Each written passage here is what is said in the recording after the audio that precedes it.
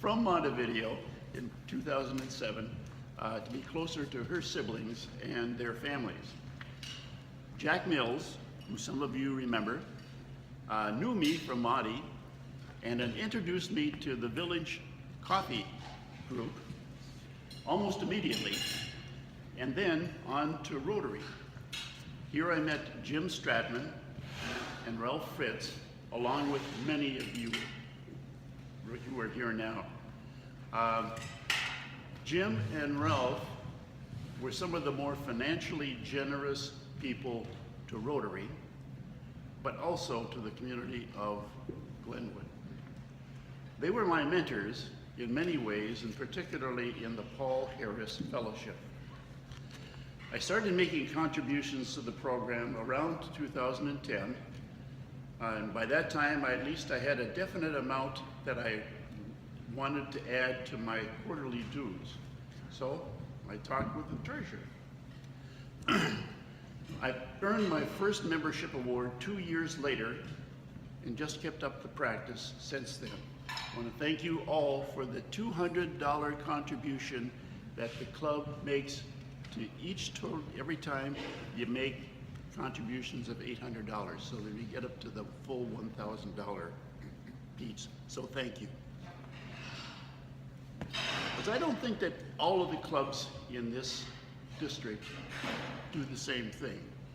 You guys are just very, very generous, and I applaud you. Why do I do this?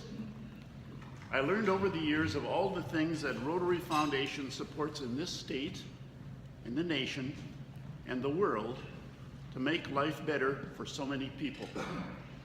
Polio Plus is just one of these things, but I'm very proud that the Rotary acts as the agent for the big grant that the Gates Foundation provides for this task. And the last I heard, I think there are still possibly two, maybe still three countries in the entire world that have not completely become polio free. So we're well on the way to be able to accomplish that task. Joanne and I both retired after 35 to 40 years of work in public education. We made a comfortable retirement and have been able to serve in and support activities that help other people. I've had the good fortune to have met a number of people who I view as role models, and some of you are in that group, in this group. One of my role models, not in this group though, is a former pastor who probably overtaxed himself in doing good for others. His own father made some good advice to him, which he promptly disregarded and forgot, when he said, "Larry, just because something is worthwhile doing doesn't mean that you have to do it too." But he always did. Larry Pray's favorite benediction goes something like this: Go now into a